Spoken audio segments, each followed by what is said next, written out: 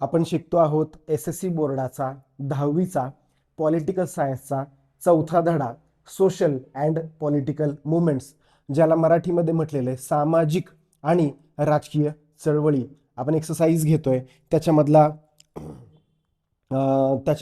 चौथा क्वेश्चन आहे. State whether the following statements are true or false, give reason for your answers. चूक की बरोबर ते सहकारण स्पष्ट करा. क्वेश्चन आहे movements are important in democracy. याचं मार्किंग सिस्टीम कसं असतं आय होप तुम्हाला माहिती असेल, तरी सुद्धा आपण एकदा उजळणी करूयात.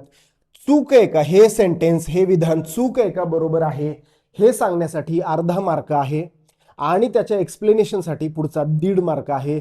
तुम्हाला 3 ते 4 पॉइंट्समध्ये ते तुम्हाला एक्सप्लेन करायचं आहे. पॉइंट्सला बुलेट पॉइंट्स देऊ नका. ABC किंवा रोमन 1 2 3 असं द्या. 1 2 3 पण देऊ नका लेटर्स मधले, आणि बुलेट पॉइंट्स तर अजिबात देऊ नका. ठीक आहे, चला बघा पुढं. Movements are important in a democracy याचा आन्सर आपल्याला फर्स्ट पेजवर मिळतंय, पेज नंबर 91 वर. माझ्या हातामध्ये मराठी आणि इंग्रजी अशी दोन्हीही पुस्तकं आहेत. आणि मी नेहमी सांगतो की जिथं जिथं शक्य आहे तिथं तिथं पुस्तक वापरा, टेक्स्टबुक वापरा. आणि जर तुम्ही अगदीच अडलात, आता तुमचं डोकं चालत नाहीये किंवा आता आपल्याला उत्तर सापडत नाहीये किंवा आता आपल्याला सेंटेन्स फॉर्मेशन करायला अत्यंत अडचणी येतात, त्यावेळी फक्त गाईड तुम्ही वापरा. अनटिल अँड अनलेस गाईड वापरू नका. गाईड वापरणं म्हणजे कुबड्या वापरणं आहे. जर जिथं तुम्ही अडखळाल तिथं जरूर वापरा, पण जिथं आपण करू शकतो मग तिथं कशासाठी करायचं, हा मेंदू कशासाठी दिलेला आहे आपल्याला बघा. चला इथं राईट हँड साईडला बघा, वाय मुवमेंट्स चळवळी का मधला सेकंड पॅराग्राफ आहे. सच मुवमेंट्स, सच हा जो शब्द आहे हा आपण स्किप करायचा आहे. त्याच्या पुढच्या शब्दापासून आन्सर लिहायला सुरुवात करायचं आहे. Movements are very important in democracy. Democracy म्हणजे लोकशाहीमध्ये चळवळींना अत्यंत महत्त्व आहे. Different social problems come under discussion through these movements.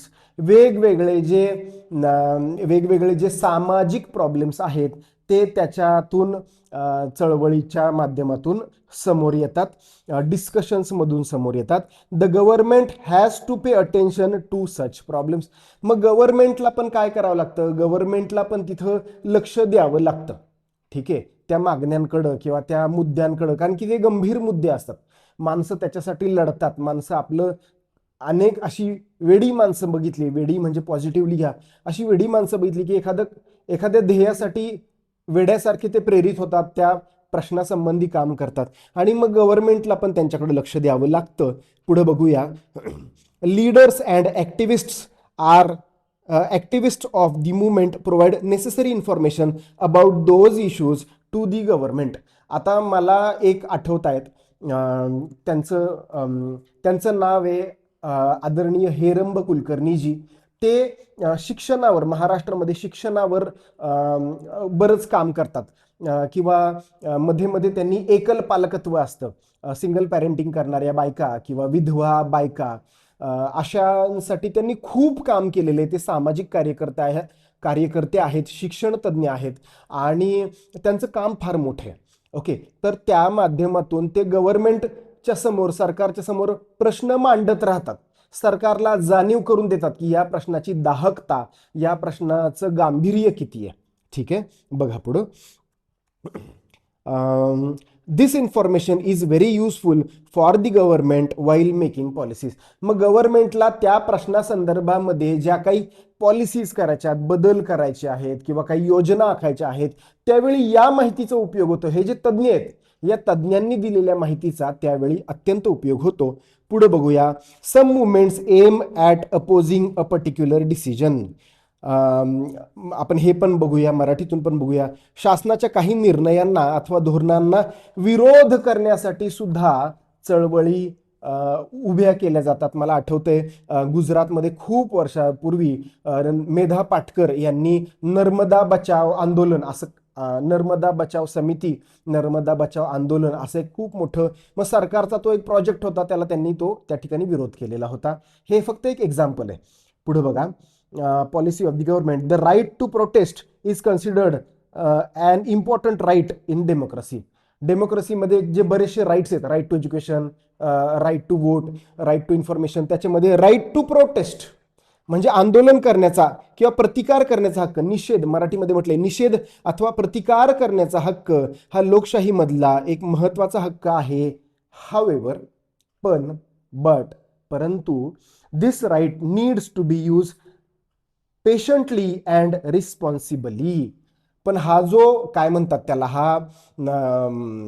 हा जो अधिकार तुम्हाला मिळालेला आहे हा वापरायचा असतो, पण संयमाने, पेशंटली, संयमाने वापरायचा असतो आणि जबाबदारीनं वापरायचा असतो. आता कॉक्रोच जनता पार्टीचं इथं आंदोलन झालं जंतर मंतरवर. आत्ताचा किस्सा आहे, मी ऑगस्ट 2026 मध्ये हा व्हिडिओ रेकॉर्ड करतोय. 15-20 दिवसांपूर्वीची गोष्ट आहे की कॉक्रोच जनता पार्टीनं एक आंदोलन केलं. नीटचे पेपर लीक झाले. धर्मेंद्र प्रधानचा, शिक्षण मंत्र्यांचा राजीनामा तुम्हाला पाहिजे होता, ठीक आहे पाहिजे होता, तो सगळ्यांनाच पाहिजे होता, तो बीजेपीच्या लोकांना पण पाहिजे होता, सगळ्यांनाच पाहिजे होता. पण त्याच्यामध्ये नरेंद्र मोदींना आईवरून शिव्या देणं, नरेंद्र मोदींच्या मेलेल्या आईला शिव्या देणं, हे अत्यंत घृणास्पद प्रकार होता. ह्या लेवलला जाण्याचा कुणालाही अधिकार नाहीये.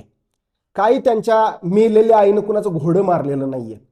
संयमानं बोलायचं, जे काही बोलायचं, तुम्ही टीका करा, तुम्ही प्रोटेस्ट करा, तुम्ही आंदोलन करा, पण एखाद्याची आई काढायची, घाण घाण शिव्या द्यायच्या, हे चालत नाही. राईट टू प्रोटेस्ट म्हणजे शिव्या देण्याचा अधिकार असं होत नाही. चला पुढे बघा. आन्सर पुढच्या, ठीक आहे एवढंच त्याचा आन्सर आहे. आणि हां, मग या चळवळींमुळे काय होतं, बरेचसे वेगवेगळे कायदे तयार झालेले आहेत. खूप सारे मोठे मेजर बदल होतात. मला आठवतं 2012 मध्ये अण्णा आंदोलन झालं होतं. अण्णा हजारे यांनी लोकपाल विधेयक पाहिजे, लोकपाल बिल पाहिजे म्हणून त्याच जंतर मंतरवर आंदोलन केलं होतं, उपोषण केलं होतं. मग त्यांना ते तिहार जेलमध्ये टाकलं, मग ते त्यातनं बाहेर आले वगैरे वगैरे, आणि लोकपाल बिल त्यावेळी संमत केलेलं होतं.